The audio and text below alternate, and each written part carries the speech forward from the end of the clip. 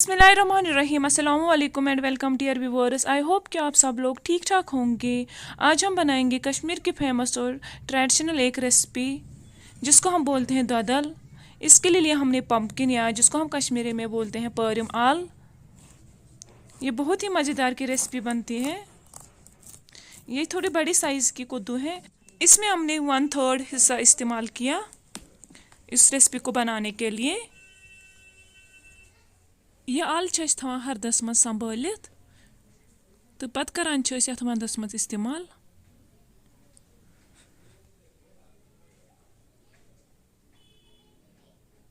काटेंगे इसको। अब हम उठाएंगे इसका छिलका बाहर का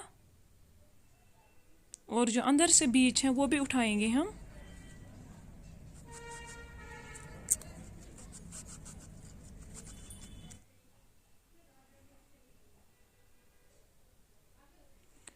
करेंगे इसके हम छोटे छोटे पीसेस। ये देखो कैसी साफ हो गई है।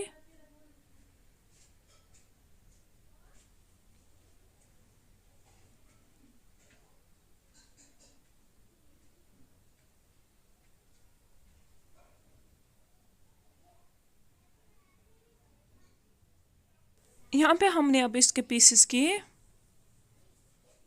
और इसको हमने 2 करके रखा। यहाँ पे लिया हमने प्रेशर कुकर, इसमें हमने डाला पानी। अब हम डालेंगे इस पम्पकिन को इसी में या कद्दू को। देंगे इसको लगभग 10 विस्ल्स। जब तक ये पूरे सॉफ्ट ना हो जाए तब तक हमें इसको विस्ल्स देनी है। नाउ यहाँ पे हम उठाएंगे इसका ढक्कन, करेंगे चेक ये सॉफ्ट हुए हैं कि नहीं।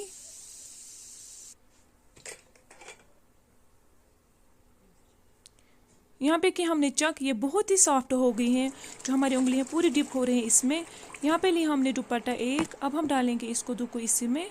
जो पानी होगा वो बाहर निकलेगा और जो कद्दू होगी वो ऊपर रहेगी, क्योंकि इसमें हमें पूरा पानी निकालना है। हम रखेंगे रात को इसको ऐसे ही।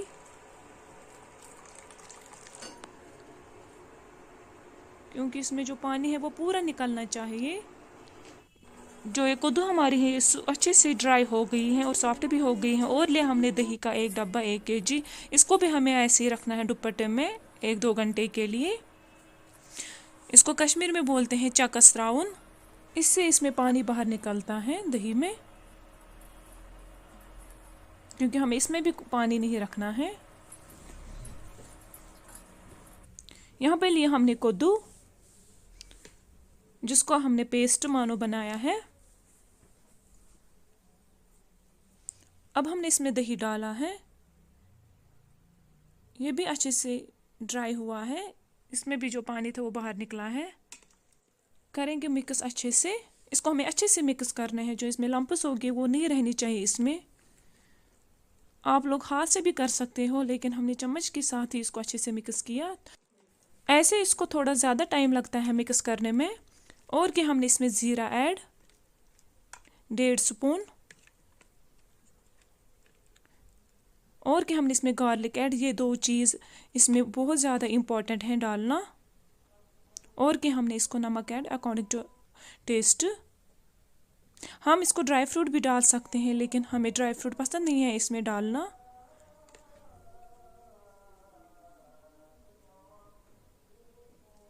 ये अच्छे से मिक्स हो गई है। अब